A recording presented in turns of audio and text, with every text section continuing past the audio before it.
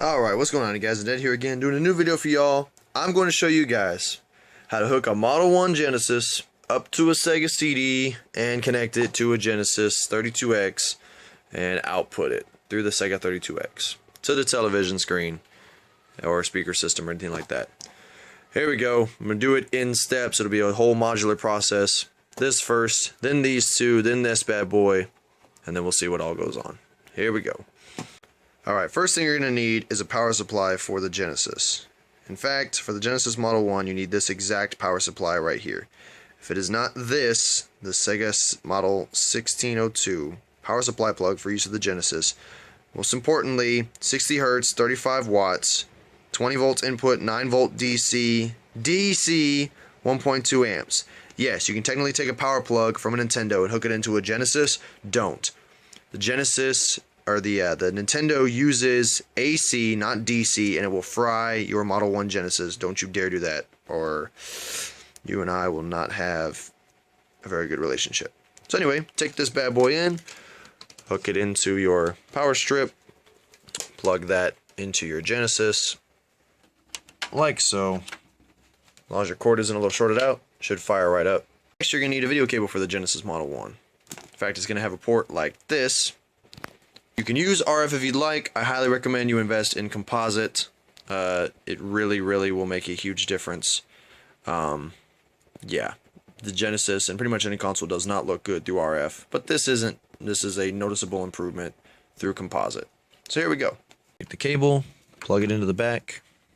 Make sure this notch right here on the top lines up with the top of the console. Take these cables, hook them right into your TV or receiver.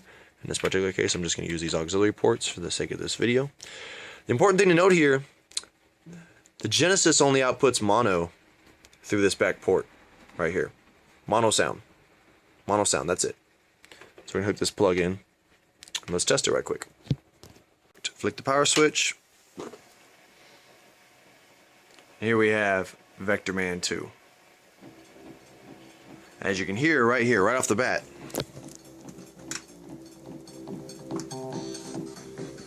nothing. Sound. It's currently only playing out of the left speaker. That's it. Just the left speaker, not the right one. Turn this off. Turn on the speaker system.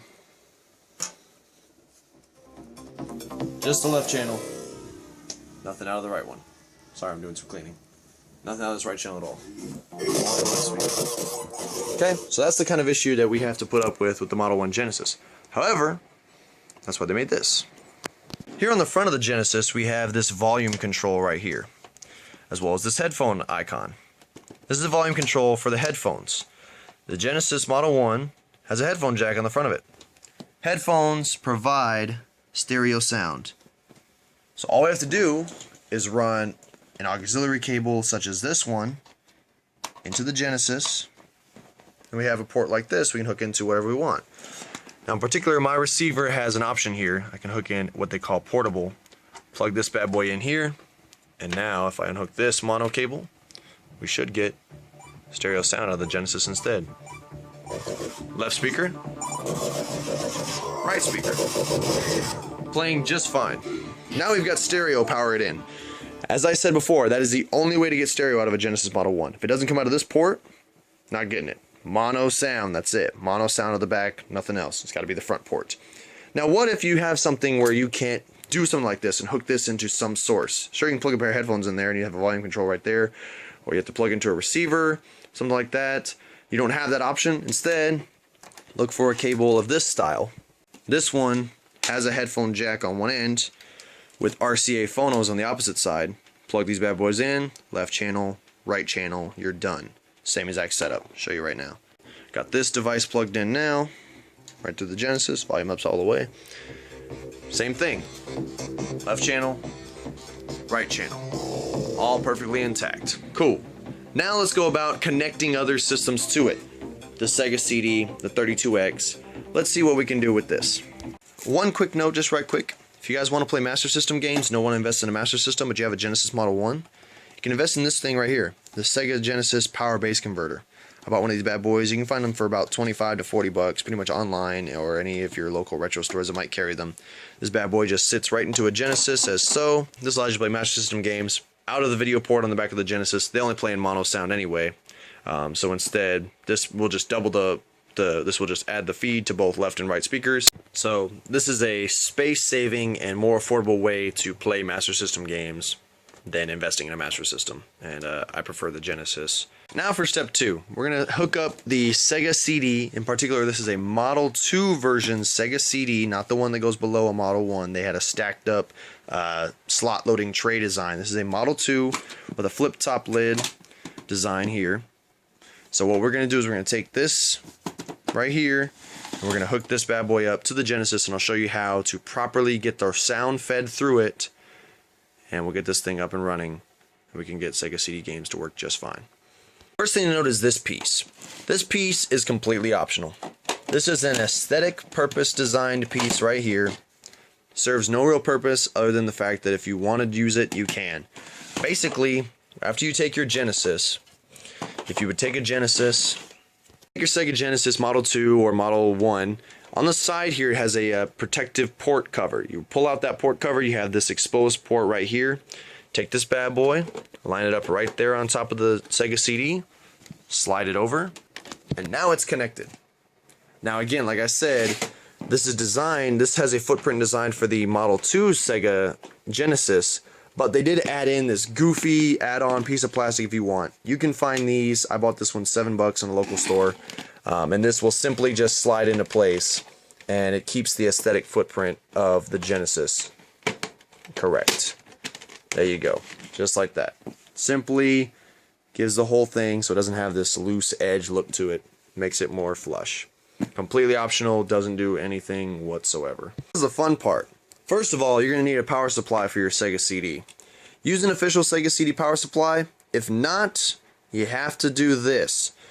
There are other ones that technically fit in the port. When I bought this Sega CD, they sold it to me with a power supply for the Sega Activator, that weird punch and kick thing that, you know, Angry Video Game Nerd showed off or whatever, you know the ones. When they sold me the Sega CD Model 2, it came with that. Now that thing did not put out enough amperage, and so I did not want to use it. I was afraid it would mess up my Sega CD. So instead I found this right here. This is a Class 2 power supply model KSA 37U. And most importantly, this has nothing to do with the Genesis. Most importantly, this has the correct output. 9 volts DC, 1.2 amps, or 1200 milliamps. That is the exact specification you need for your Genesis Sega CD Model 2. Do not use anything else than this right here. 9 volts DC, 1200 milliamp, or 1.2 amps. Do not use anything else. This, again, is not an official Sega product. This works just fine, and this is what I use, and I love it. Now we're going to do our famous mishmash of adapters scene. Hook an adapter here. Boom. Now it has power. And let's see if we can get it to boot up. Flick the power switch. Yeah, that horrible sound means that the CD tray just started loading. And there is the Sega CD booting up correctly. Again, this is connecting from the Genesis to the Sega CD, running video out of the Genesis. But the catch is that there's no audio. Here's what you got to do for that. The Sega CD is a very strange monster. The way it actually processes audio is very strange. It runs CD-based audio off of the CD supplied to it. For example, this is Solfease. It would read the CD tracks and other data off this. Everything else is simply a series of instructions that instructs the Genesis to play the sound. Let me show you exactly what I mean here. Here on the back of the Sega CD Model 2, we see the phono cords. I'm going to hook in this red one here for the right channel, this white one here for the left channel, and now we have audio coming out of the Sega CD. But I want you to see this right here. This is the most important part about all this. I'm now going to play for you 2 different clips that show the audio of the Sega CD and how exactly it functions. Again, audio is played off of the CD when it has CD-based audio to play. Otherwise, Sega CD games are encoded to instruct the Genesis to create its own sound. It has its own sound range that it can make, and it supplies those through the audio port of the Genesis rather than that of the Sega CD. Let me show you exactly what I mean. Off the bat here, we have these video cords which are hooked into the back of the Sega CD. I'll show you what the BIOS screen looks like booted up, playing a Sega CD with only these back cords inputted. I'll show you what I mean when I boot this up. I took out the CD so it'll boot and just stay on the BIOS and play the awesome Biotune. Note how it's nothing but bass notes at this point.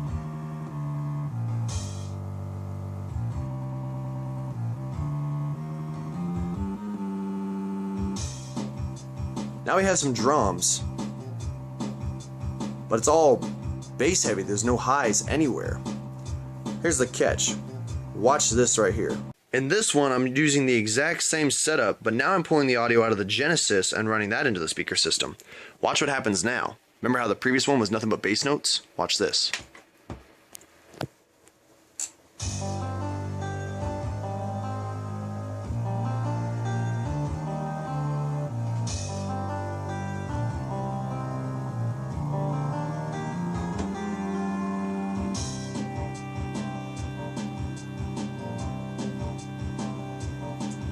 Similar setup indeed, but as you can hear, now we have the highs.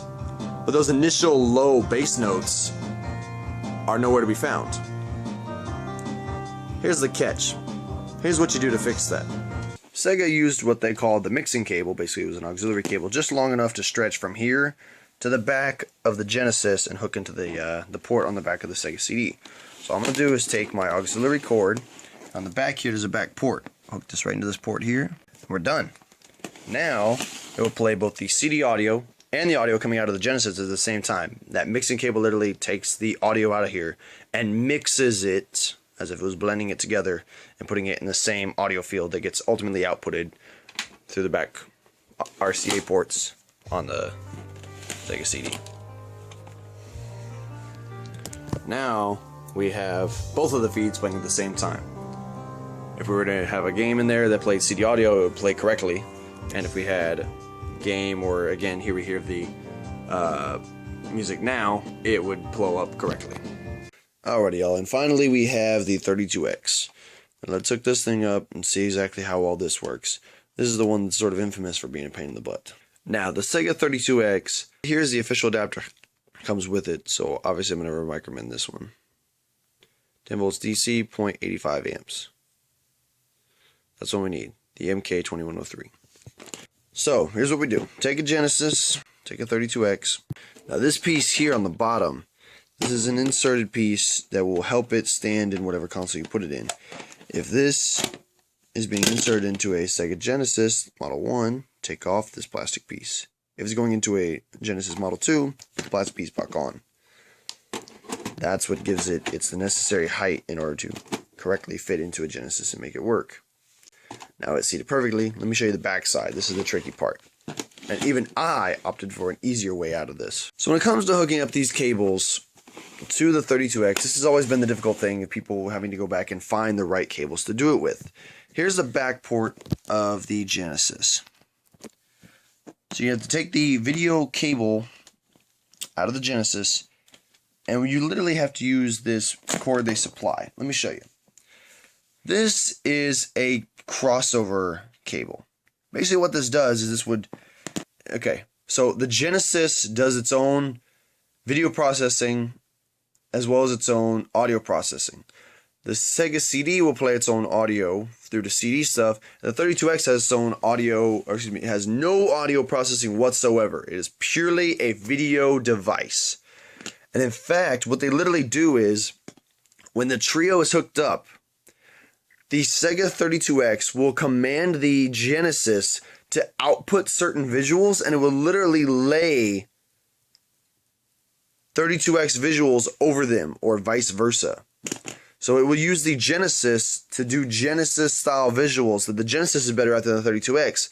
And the 32X will do visuals that the 32X is better at than the Genesis. So basically, we'll literally take two different images, say my hand like this or my hand like this, lay them together, and ultimately get a picture. That was a right hand and left hand together, pressed down. Right hand, left hand together. That's what it basically does. It takes two separate images, draws them together, and that's what you get. So it needs to literally accept the visuals from a Genesis into the unit.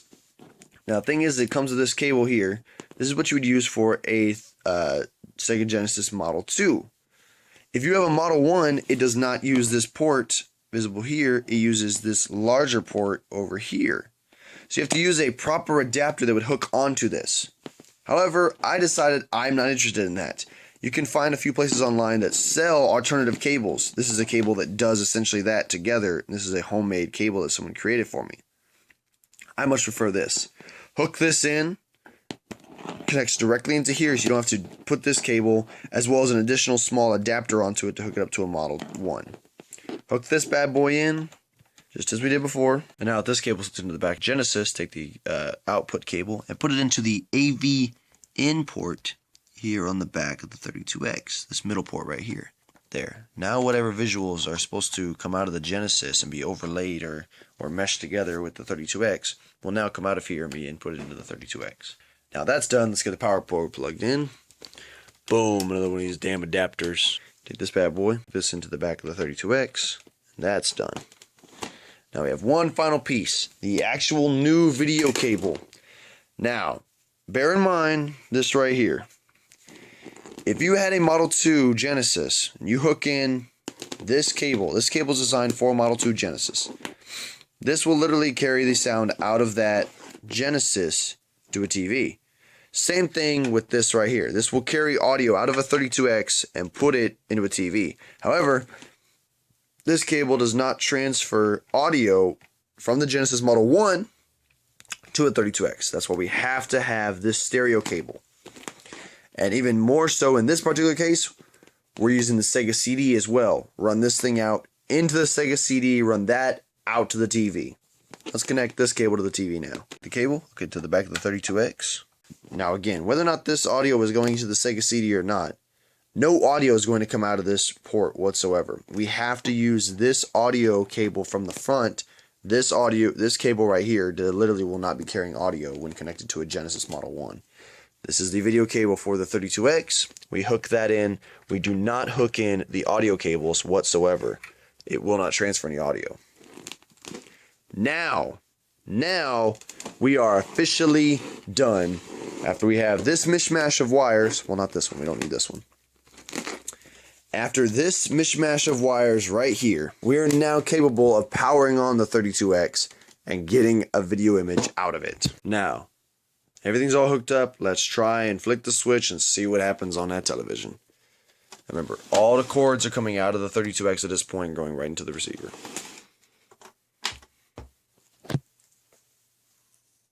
Right off the bat. So that's it. Now, if you have practice, this could be a pretty easy setup. But if not, that's a nightmare. So, like I said, guys, there's a 32X, there's a Genesis Model 1, there's a Sega CD Model 2. It's a fun, really cool combo when you put them all together, but independently constructing them together can be kind of painful. So, thanks for watching, guys. Hope you liked it, hope you learned something. Y'all take it easy. Peace.